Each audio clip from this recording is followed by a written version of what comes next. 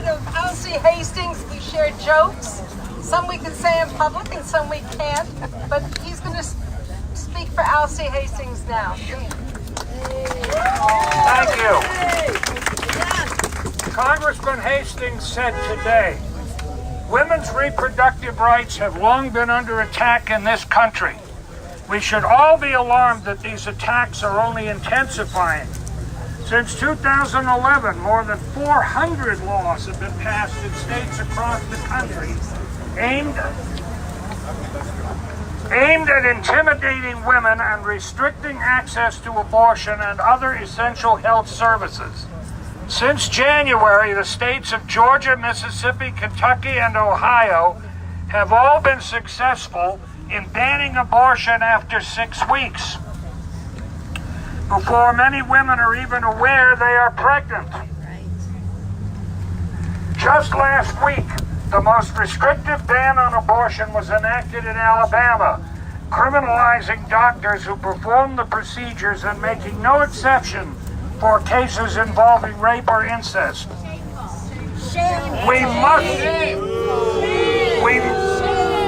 We must stop politicians from interfering in personal decisions affecting women's health and access to pregnancy care, including abortion. I believe that the decision to have an abortion is between a woman and her doctor, not the government. No one has a right to place restrictions on a woman's constitutionally protected freedom of choice. Further, we must ensure that those men and women who provide these services are protected from violence and intimidation. During a time when our country is facing a maternal health crisis, where more American women and disproportionately women of color are dying of pregnancy-related complications than any other developed country, now is the time to do all we can to support women's health, not endanger it with restrictive abortion bans. Too often, these dangerous restrictions disproportionately affect low-income people, people of color, immigrants, LGBTQ people, and youth.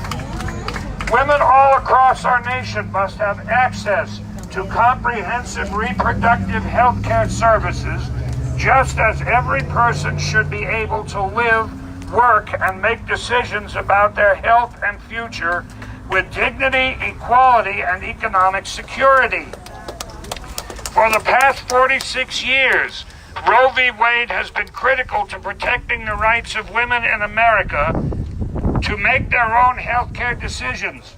I will continue to stand behind Roe v. Wade, defend a woman's right to choose, and oppose the passage of anti-choice legislation. This is why I have maintained a 100% pro-choice voting record. And I am a proud co-sponsor of Representatives Judy Chu, Marsha Fudge, and Lois Frankel's Women's Health Protection Act, in addition to Representative Ayanna Presley's resolution to support equitable access to comprehensive reproductive health care.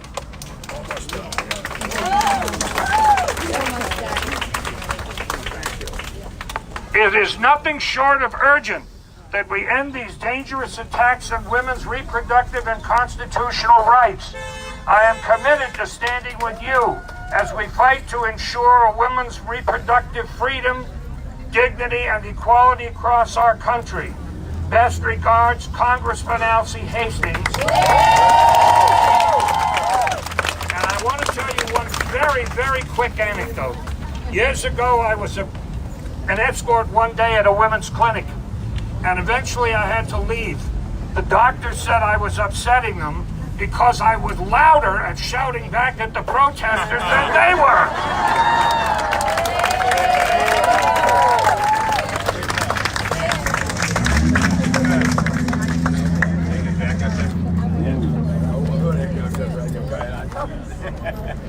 Thank you, Dan, and our best wishes go with Alcee. And now we have some speakers from the interfaith Justice League, and I want to introduce Christian pastor Jack Copus.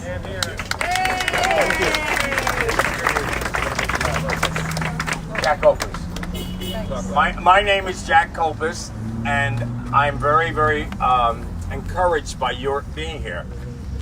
When I heard that Alabama and some other states are doing, yeah, right, you've got the names. Right by your mouth. Right by your mouth, otherwise they don't Like that?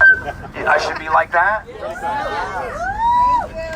I was saying how great it was that they signed that bill, right? They signed those bills, and here's why.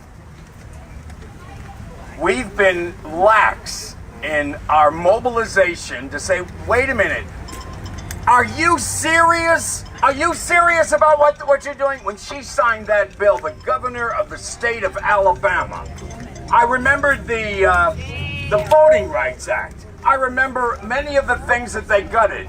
I remember the Supreme Court Justice nominee that they did not allow to be interviewed. I remember some of the things that they did to make life hell for people who fought for these things. Now, you're those people. You're the people we've been waiting for. You're the people that can do it. Nobody else can do it. You don't like what they're doing? Well, we got to do something about it. Now, why? Why is that? I'll tell you why. In my mind, you're going to take Henry, the great businessman who knows how to cheat on his taxes, who knows how to make a lot of money. Well, Henry, what we call in this trade, has a special ministry to the sisters, if you know what I mean. Henry got one of them pregnant. Oh, no problem, dear. Here's a first-class ticket to some other state. You go out there, stay in a nice hotel, and we'll do this very quietly, and everything will be fine again. Then you juxtapose that to the urban scene, where young women have no resources. They have no clinics to go to. They have no way to get the help. And they're the ones the most affected by these decisions. And let me just say that this is the politics of abortion. The politics of what? This is ridiculous that we're going back into this era. But the politics of abortion is such that it is just an attempt. I mean, you all know this. You're smart people. You're all smart. You all know what has to be done. You all know that this is just an attempt to get to the Supreme Court that they stopped and that they're going to overturn Roe v. Wade. They're not going to do it. Not going to do it. They're not going to do it, and I'm not going to do it. Never go back. My aunt just passed, 85. And every time I got into trouble, she would always say to me, there's just one thing that you have to do. And this is what I'm going to leave you all with. You hold your head high, and you never look back. You never take for granted the cherished things that were fought for you by others. For people like you, like me. This is our stake. This is what's important. Please, do all you can. Care. And by all means, do not accept, in the Bible it says you're to worship God with your body, your soul, and your mind. I want to thank you for not buying the nonsense that is being taught about these issues. It has nothing to do with what they're saying. It has everything to do with taking away your rights and freedom. Don't let them do it!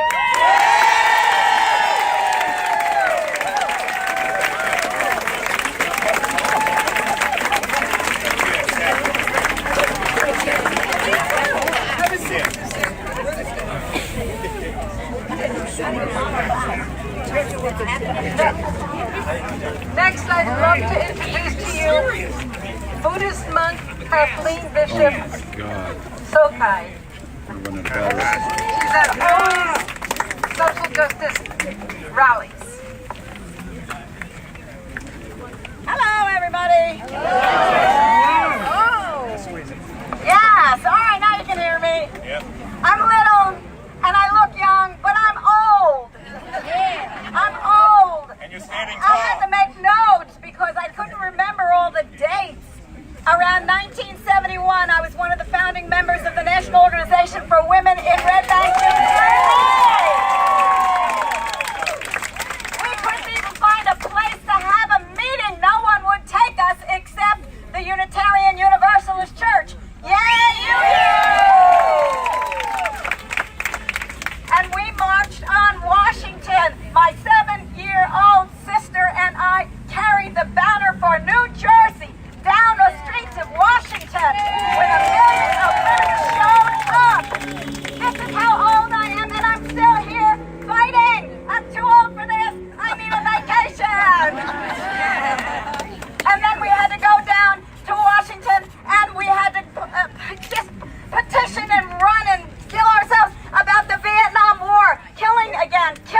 and that's all these people know is how to kill. Oh my God, I'm exhausted already. After I was married, my husband and I decided we didn't want any children, but I wanted to get my tubes tied so I wouldn't have to have an abortion. And I went to the doctor with my husband, and the doctor said, okay, we can do this procedure on her, but Mr. Hawkins, you have to sign the papers. I thought my hair would catch on fire. And my husband looked at me, and he looked at the doctor, and he said, are you kidding? She'll kill me if I sign those papers. She's 21, and she's a woman, and she's free. That's what we did. We walked out of that doctor's office and found a doctor who would take my signature all by myself. Isn't that fantastic? This is how old I am. We are not going back. No, I even wanted to, started out with the hyphenated name. That was really good. You had a hyphenated name when you got married. Bishop Hawkins, right? Bishop Hawkins. Well, one day I got tired. I couldn't fill the form out with the little blocks when computers came into being. And so I said, shoot, I'm not doing this anymore. Get rid of his name. And I got rid of him eventually, too. And so I went to the driver's license place to change my driver's license. And the lady behind the counter said, oh, you can't change your driver's license to your maiden name. She said, unless you show me your divorce papers. I said, are you kidding? You're kidding, right?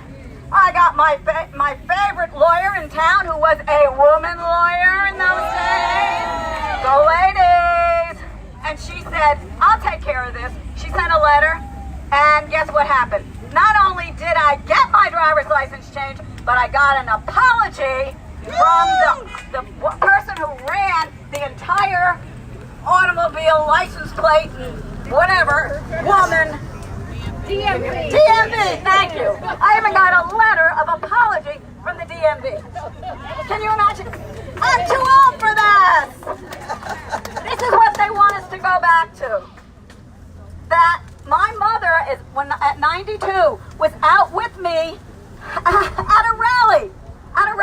I made a big poster with her, with a hole in it with her face, and next to the words it said, I was born the year women got the right to vote. And the young women were coming up and saying, that can't be right. That can't, she's still alive. She's still talking, she's still here. They want us to go back, and next it will be our voting rights. We will not stand for it. Let's do it, and let's have Barry end. Thank you all for listening to my rant.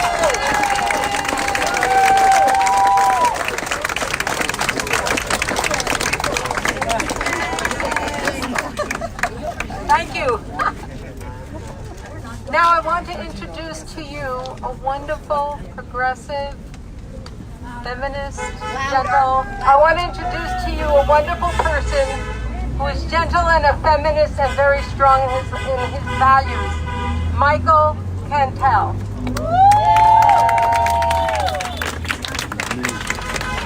Thanks, Arlene. Hold the button on the side. You got it backwards. Squeeze this. Speak into that. You hear me? Yes.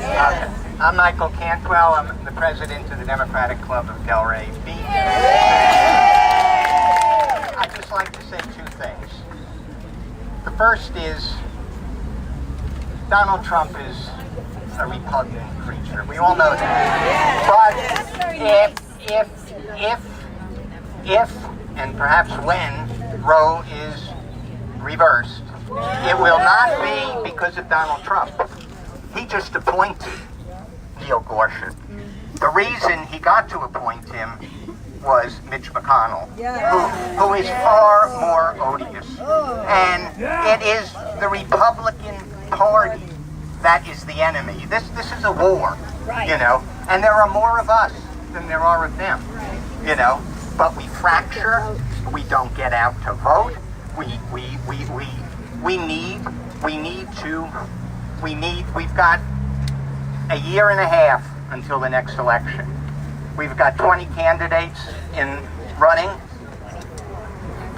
40 years ago, the very wise people in the media thought there was no way Donald Trump could get elected. Right. Maggie Haberman of the New York Times fell off her stool laughing when Keith Ellison said on TV, if we're not careful, we might end up with Donald Trump in the White House. Now people are worrying that nobody can beat Donald Trump. Okay? We've got 20 candidates, and they all have strengths.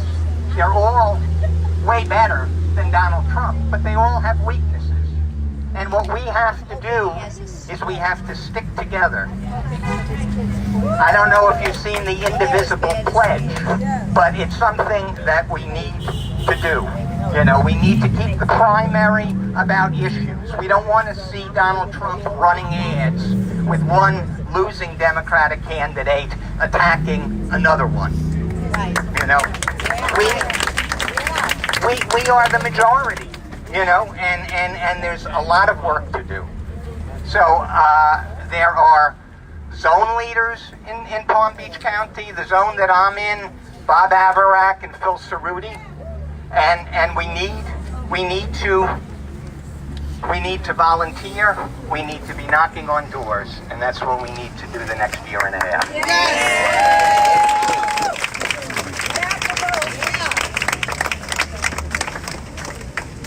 Thank you, Michael. And our last speaker is Rabbi Barry Silver, that I think all of you know, who has a brilliance with words and thoughts that have to come from heart and soul. And then afterwards, I want to say a few things.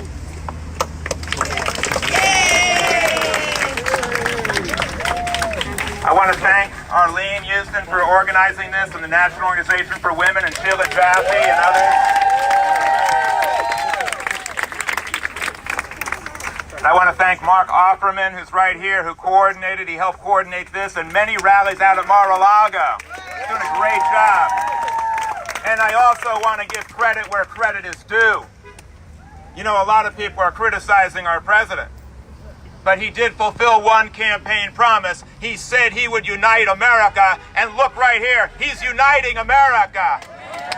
He's uniting the environmentalists, the gun control advocates, Hispanics, Haitians, women, men, people of all ages. We have young people here. We have kids here. How about a hand for the kids? We have teenagers here, college students. Everyone is now coming together to stand as one behind a women's right to choose.